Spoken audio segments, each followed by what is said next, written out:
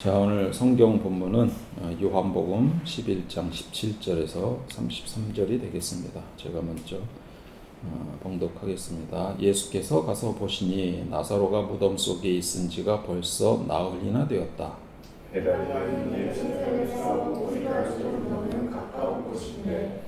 많은 유대 사람이 그 오라버니의 일로 마르다와 마리아를 위로하러 와 있었다.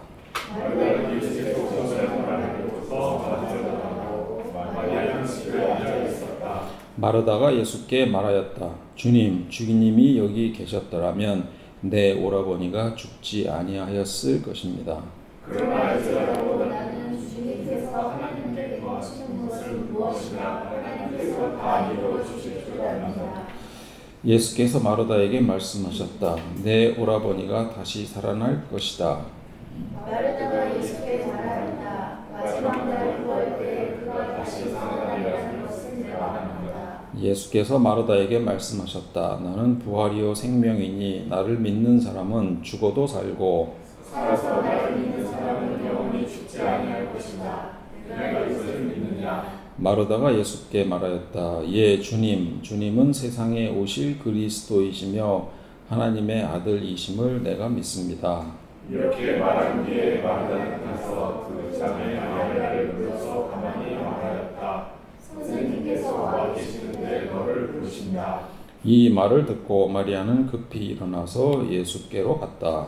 예수께서는 아직 동네에 들어가지 않으시고 마리아가 예수를 맞이하는 곳에 그냥 계셨다. 집에서 마리아와 함께 있으면서 그를 위로해 주던 유대 사람들은 마리아가 급히 일어나서 나가는 것을 보고 무덤으로 가서 울려고 하는 것으로 생각하고 그를 따라갔다.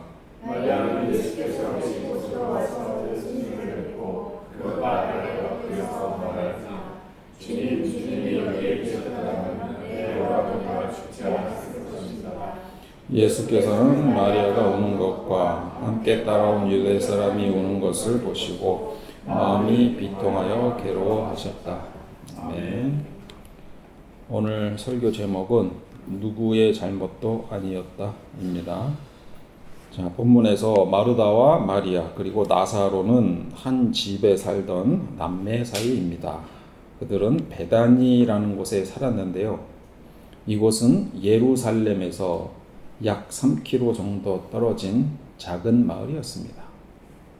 예루살렘 어딘지 보이시죠? 사해 왼쪽 위에 바로 옆에 있습니다. 베다니가. 이곳의 지금 정경입니다. 베단입니다.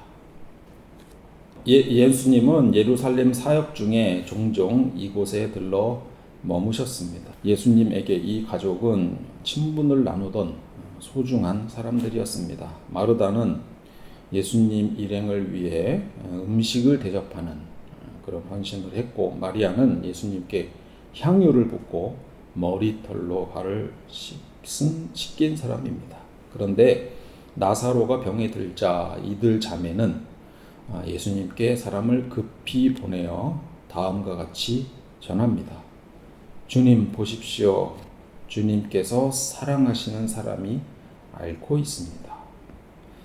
주님께서 사랑하시는 사람이라고 표현한 것은 이들 남매와 예수가 얼마나 친하게 지냈는지 잘 드러내는 문장입니다. 그런데 이상한 것은 나사로가 아프다는 말을 듣고도 예수님은 곧바로 출발하지 않았습니다. 이렇게 돼 있죠. 예수께서는 마르다와 그의 자매와 나사로를 사랑하셨다. 그런데 도는 제가 붙인 겁니다. 예수께서는 나사로가 앓는다는 말을 들으시고도 계시던 그곳에 이틀이나 더 머무셨다.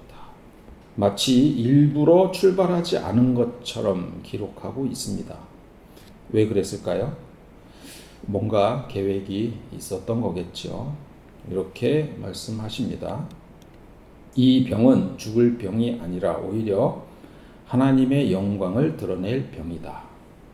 이것으로 말미암아 하나님의 아들이 영광을 받게 될 것이다. 그러니 너무 서두를 필요 없다. 이런 말인 것 같습니다. 어쨌든 예수는 베다니를 향해 출발을 합니다. 그런데 다음 구절을 읽어보면 그 길이 가깝지 않다는 것을 알 수 있습니다. 제자들에게 그렇게 얘기를 했습니다.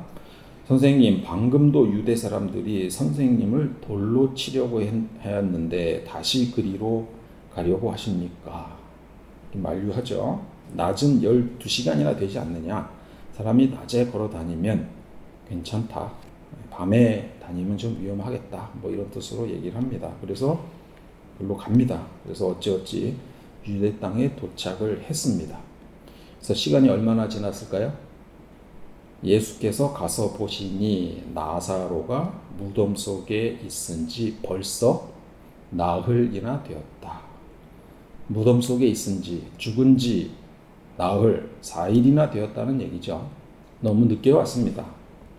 자, 여기서 질문을 드리겠습니다. 예수님이 조금 더 서둘러 왔으면 나사로가 죽기 전에 도착했을까요? 아니에요? 어떻게 계산 다 하신 거예요? 정말 빠르시네요. 계산을 해보겠습니다. 저는 따져봐야 알겠던데.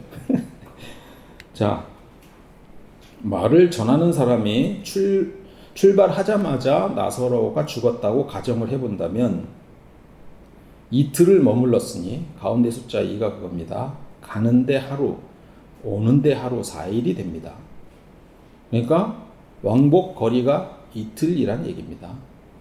예수가 그러면 4일이 지났으니까 그때가 딱 맞는 거죠. 예수 말 전하는 사람이 출발하자마자 죽었으면, 그리고 예수가 왔을 때 4일이 됐으면 이틀 머물렀으니까 왕복 하루 거리가 됩니다.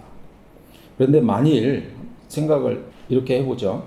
말을 전하는 사람이 출발할 때는 나사로가 살아 있었고, 예를 들어서 그 다음날 죽었다. 이렇게 가정을 해보면 예수님이 도착할 때까지 총 며칠이 걸릴까요? 5일이죠. 왜냐하면 이틀 머물렀고 갔다가 5일이 걸려야만 하루 뒤에 죽었으니까 죽은 지 4일이 되는 겁니다.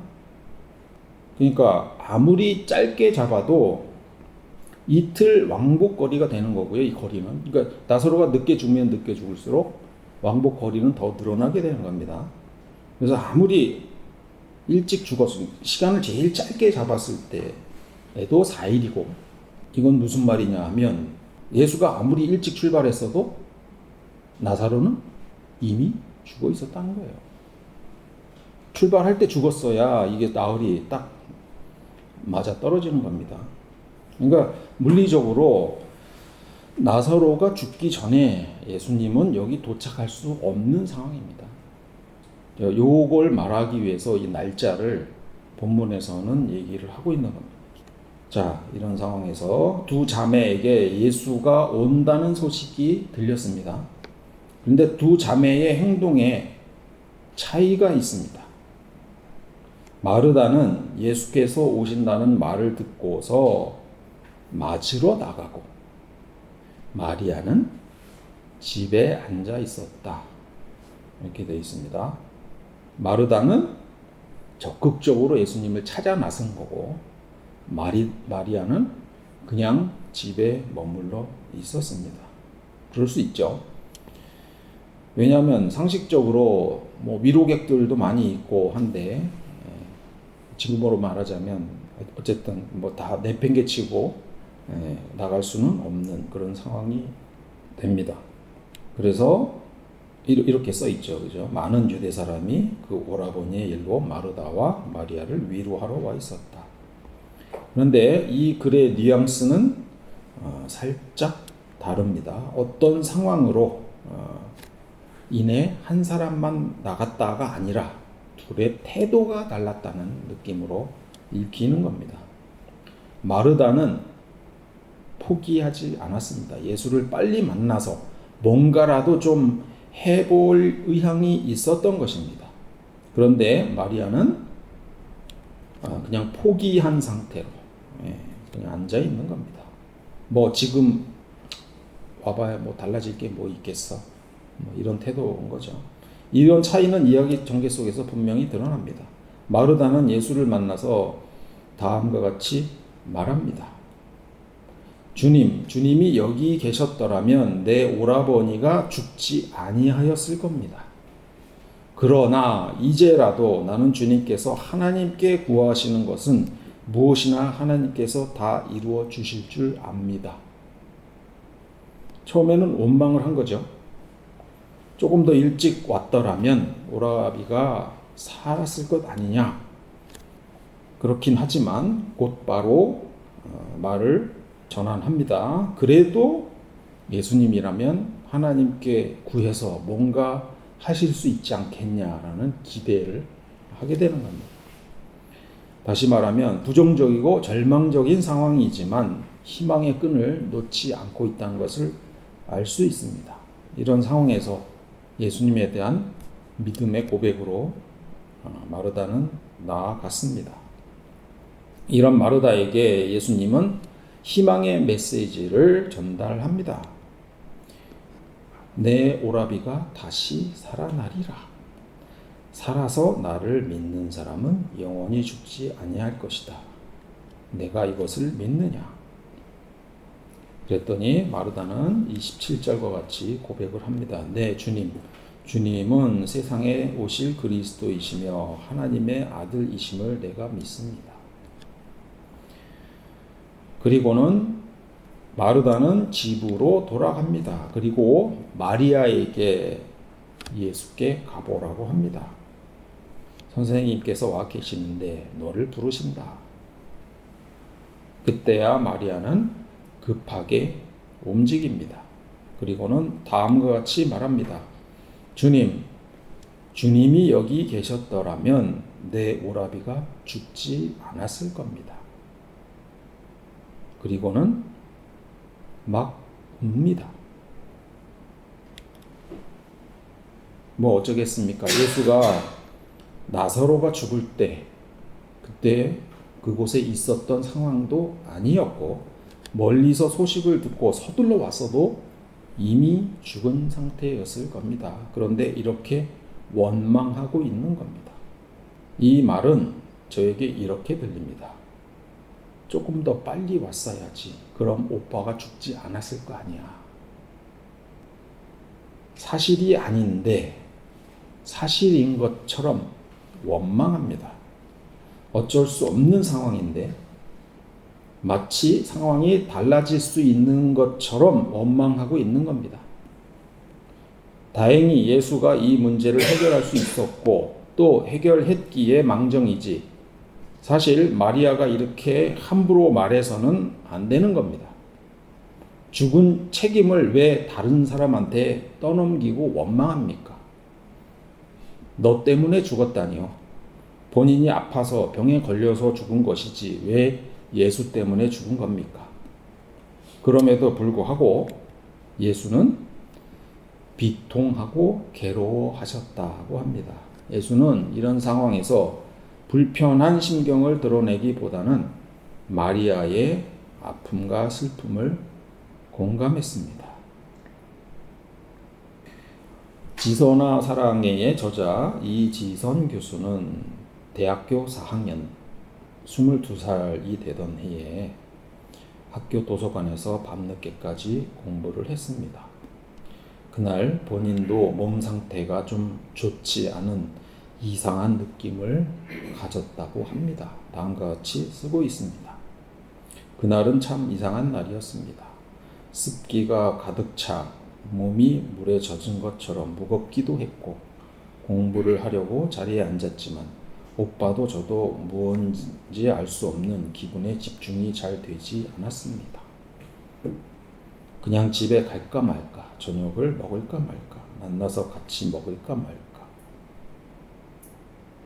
싱숭생숭했던 이상한 기분이 드는 날이었습니다. 이미 작은 사고를 내고 도망치려던 집에 오는 중에 차를 대기하고 있던 중에 음주운전자의 SV 차량은 파란불을 기다리며 서 있던 우리 차를 향해 돌진해 들이받았습니다. 우리 차는 그 충격으로 앞차와의 추돌하고 또 중앙선 건너편에서 오던 차와 다시 충돌했습니다. 7중 추돌 사고가 일어났고 우리 차는 두 바퀴를 돌며 그 SUV 차량에 가서 처박혔다고 합니다. 충돌과 함께 연료통이 터졌고 차가 몇 바퀴를 돌면서 불이 난 것입니다. 그때 누군가 빨리 비켜요, 차 터져요 라고 소리 질렀고 오빠가 급히 저를 안고 몇 발자국을 옮겼을 때 차가 폭발했습니다. 이 사고로 55%의 전신 55%의 3도 중화상을 입었고 결국 얼굴이 심하게 다쳤습니다. 본인의 잘못 없이 음주운전 차량에 들이받친 사고, 어린 대학생이 받아들이기엔 힘들었을 상황입니다. 이 교수는 다음과 같이 말합니다. 음주운전 하신 분이 잘못을 선택했고 그 자리에 있던 제가 그 나쁜 영향을 받아 저에게 비극이 일어났다. 사실은 아주 단순했다. 이것이 사실입니다. 내 잘못도 아니고 운전을 한 오빠 잘못도 아니었습니다. 어쩔 수 없는 상황에 몰려 비극이 일어난 것입니다. 가족 누구의 잘못도 아닙니다. 사실은 이렇게 아주 단순하다고 말했지만 사실 이렇게 말하기까지 얼마나 많은 고통의 시간을 지내야 했는지는 아무도 가늠할 수 없습니다. 그 내용을 다음 문장에서 알아차릴 수 있습니다. 왜 이렇게 나에게 억울한 일이 일어났나 생각하면 한도 끝도 없었다. 이 말은 음주운전한 사람의 잘못으로 아무런 죄가 없는 내가 왜 이런 일을 겪어야 하나 하는 가해자에 대한 원망이 될 수도 있었고 또 피해자인 자신에 대해 그날 몸도 좋지 않았는데 내가 도서관에서 조금 더 일찍 나왔어야 했는데와 같은 후회와 자책에 끝도 없이 괴로워해야 했을지도 모릅니다. 책에는 쓰여 있지 않지만 피해자인 가족 개개인은 아마 스스로 자책했을 겁니다. 제가 운전을 했던 오빠 입장이었다면 이렇게 생각했을지 모릅니다. 내가 왜 그 길로 갔을까? 왜 그 차선에 섰을까? 이 전 사거리에서 조금 더 빨리 운전해서 신호를 받지 못했을까? 이와 같은 끝도 없는 질문에 갇혀서 가슴 아파했을지도 모릅니다. 제가 이지선의 아빠였다면 왜 마티즈를 산다고 했을 때 돈을 조금 더 보태서 안전한 차를 사라고 하지 않았을까 하며 땅을 치고 후회했을 겁니다. 제가 이지선의 엄마였다면 그날 밤 딸에게 도서관에서 공부하지 말고 일찍 집으로 돌아오라고 왜 말리지 못했을까? 왜 전화를 걸어 조심하라는 그 흔한 잔소리 한마디를 하지 못했을까? 이런 스치듯 지나가는 모든 순간들을 붙잡고 그때 내가 만약 그랬더라면 해당하는 모든 가능성을 따지며 스스로 원망하고 무너졌을 겁니다. 이지선 교수와 그 가족은 사실은 아주 단순했다라는 이 명백한 사실을 그대로 받아들이기까지 각자가 짊어져야 했던 그 자책과 원망의 무게는 감히 우리가 상상할 수 없을 만큼 깊고 고통스러웠을 겁니다. 그러면서 이지선 교수는 다음과 같이 말합니다. 누구에게나 일어날 수 있는 일이 그날 밤 제게 일어났고 나는 그 일을 겪었지만 다시 살아갈 것이다. 제 인생의 초점은 그거였다. 그런데 만일 이지선 교수의 가족이 조금 다음과 같이 말했다면 이 가족은 이지선 교수가 당한 불행에 아마 더 큰 불행을 안겨주게 되었을 겁니다. 이지선 교수가 만약에 이렇게 얘기했다고 가정을 해봅시다. 오빠가 나에게 더 이른 시간에 집에 가자고 했으면 사고가 나지 않았을 거 아니야. 엄마가 나한테 전화해서 좀 더 일찍 오라고 했으면 사고가 안 났을 거 아니야. 아빠가 그때 돈을 조금 더 보태서 안전한 차를 사주었다면 사고가 안 났을 거 아니야. 이처럼 스스로를 향했던 자책이 상대방을 향한 비난으로 바뀔 때 피해자로서 위로를 받아야 할 각 구성원들이 서로를 향한 가해자가 될 때 가족 공동체는 현재의 불행 위에 더 큰 상처를 입게 되고 더 이상 유지할 수 없는 상태가 되어버립니다. 오늘 본문 말씀에서 마리아는 누구나에게 일어날 수 있는 일이 그날 밤 제게 일어났고 나는 그 일을 겪었지만 다시 살아갈 것이다. 내 인생의 초점은 그거였다와 같은 이지성 교수의 말과 같은 그런 사실로 받아들이지 않고 예수한테 조금 더 일찍 왔으면 오빠가 살아날 수 있었지 않았느냐라고 말을 함으로써 예수를 원망한 겁니다. 그 말이 예수가 아닌 저를 향한 말이었다면 아마 저는 거기서 무너졌을 것입니다. 제 인생의 드라마를 꼽으라면 그 중에 하나가 복싹소가수다입니다. 인간의 심리와 가족 간의 끈끈한 사랑을 잘 드러낸 드라마입니다. 관식과 애수는 결혼을 해서 금명이, 은명이, 동명이를 낳았습니다. 세 남매입니다. 이거 다 보셨죠? 안 보셨으면 보셔야 됩니다. 다음에 또 얘기할 겁니다. 이 두 사람이 관식과 애순입니다. 나중에 엄마 아빠가 돼서 애 셋을 낳게 됩니다. 이 드라마 6회쯤 가면은 관식과 애순은 태풍이라는 도저히 손쓸 수 없는 사고로 인해 막내 금쪽이를 동명이를 잃게 됩니다. 아들을 잃은 후에 관식과 애수는 각자가 감당하기 힘든 슬픔을 가슴에 깊이 안고 살게 됩니다. 사고가 나기 전 동명이는 그 농 위에 있는 사탕을 꺼내려다 쏟습니다.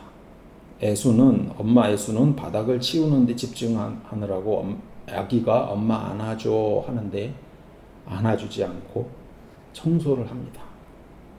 그 순간 태풍 속에서 첫째 금명이가 다쳤다는 소식을 듣고 애수는 애를 팽개치고 그냥 밖으로 첫째 애를 위해서 뛰어나갑니다. 그러면서 동명이가 집을 나옵니다. 그러다가 사고가 난 거죠.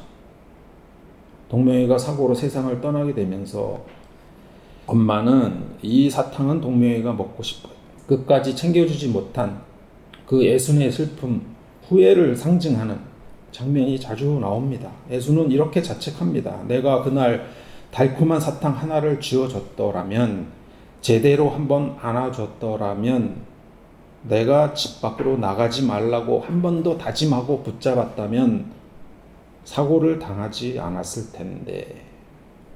애수는 일어나지 않은 수만 가지 가정을 반복하면서 자책합니다. 아버지 관식은 당신이 그때 왜 아이를 안 붙잡았냐며 아내를 원망하지 않았습니다. 그 대신 당신 잘못이 아니다 라고 명확하게 선을 그음으로써 아내를 자책의 감옥에서 꺼내려고 했습니다. 이를 통해서 가족이라는 소중한 울타리가 깨지는 2차 비극을 막아내는 관식의 묵직한 사랑을 볼 수 있었습니다. 그런데 그게 후반부에 가면 아버지 관식의 생각이 드러나게 됩니다. 관식은 아무도 모르게 홀로 아들 무덤을 찾아가곤 했습니다. 겉으로 멀쩡하고 묵뚝뚝하게 일상을 살아가는 것처럼 보였던 그 아버지가 실은 단 한순간도 아들의 죽음에서 벗어나지 못했던 것입니다. 예수는 대사를 통해서 아버지는 평생 동안 그날의 사고를 자기 탓이라고 믿으며 스스로에게 벌을 주고 계셨다는 취지의 고백을 합니다. 엄마를 탓하지도 세상을 탓하지도 못하고 그 무거운 돌덩이를 혼자 가슴에 눕고 사느라 아버지가 그토록 침묵할 수밖에 없었다고 애순이 대사로 풀어냅니다. 이러한 순간에 서로를 향해 너 때문이야 라는 말을 했다면 그 순간 모든 관계는 끝이 나버렸을 겁니다. 타인을 향한 원망은 당장의 고통을 피하는 쉬운 회피가 될지는 몰라도 결국 가족이라는 튼튼해 보이기는 하지만 사실은 그렇지 않은 이 관계라는 고리를 잔인하게 끊어버릴 수 있습니다. 관식은 아내의 슬픔을 먼저 안아주었고 에수는 뒤늦게 깨달은 남편의 묵직한 죄책감을 원망이 아닌 깊은 연민으로 품어 안았습니다. 누구의 잘못도 아닌 비극 앞에서 이들 부부는 침묵과 인내로 서로를 지켜주었고 슬픔을 감내해냈습니다.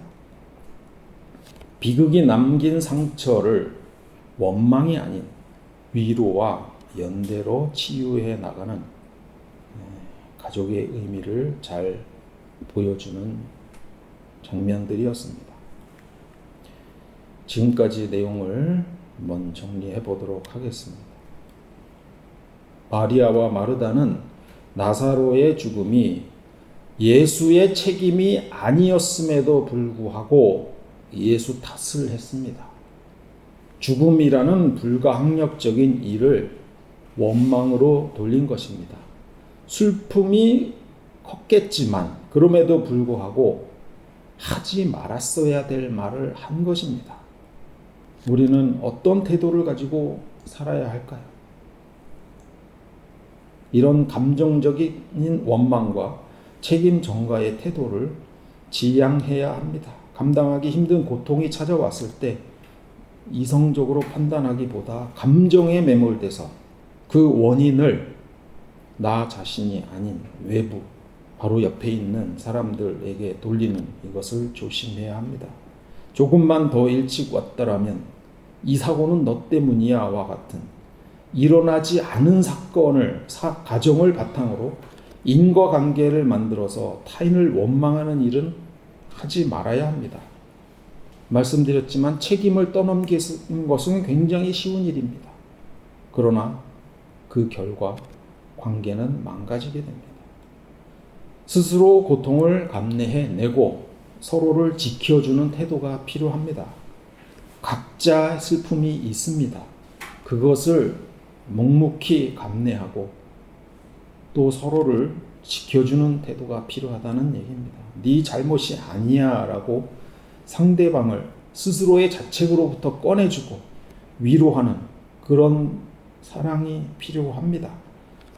그래야 비극 속에서라도 가족은 울타리가 될 수 있습니다.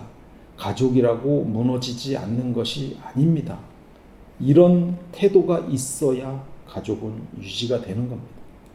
어쩔 수 없는 상황에 대한 이성적 수용이 필요합니다. 그리고 미래지향적인 태도가 필요합니다.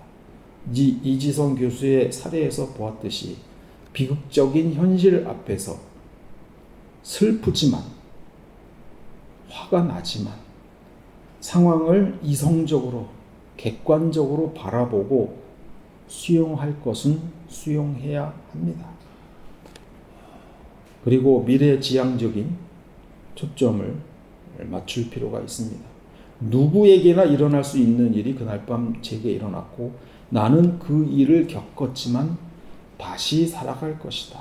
내 인생의 초점은 그거였다.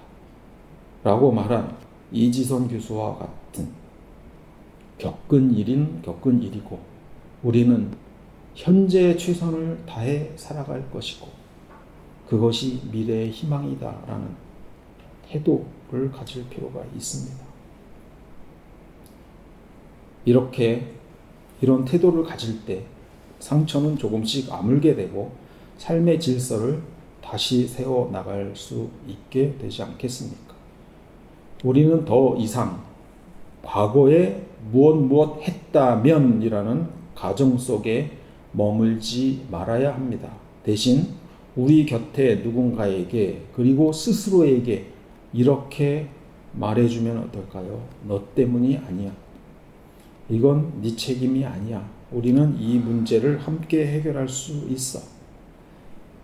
비극은 예고 없이 찾아오고 우리는 그 앞에서 정말 무력한 존재입니다.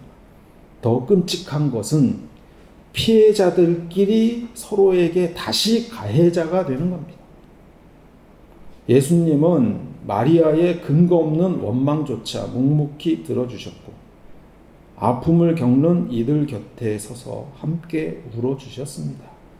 그런 예수가 우리의 슬픔과 원망도 받아주시리라 생각합니다. 우리도 서로의 슬픔에 바른 말로 지적질하기보다 그저 곁에서 머물며 당신 잘못이 아니다 라고 말하는 따뜻한 위로자가 되기를 바랍니다. 사랑과 자비의 하나님, 때로 우리 삶에 비극과 고통이 찾아올 때 우리는 마리아처럼 근거 없이 누군가를 원망하기도 합니다. 그러나 이 시간 우리의 아픔을 묵묵히 받아주시고 함께 울어주셨던 주님을 기억합니다. 이제는 과거의 아쉬움과 후회에 머물지 않게 하시고 현실을 받아들일 수 있는 용기를 주옵소서. 너 때문이 아니야, 네 책임이 아니야 라고 말해주며 고통 속에서도 손을 놓지 않는 따뜻한 위로자가 되게 하옵소서.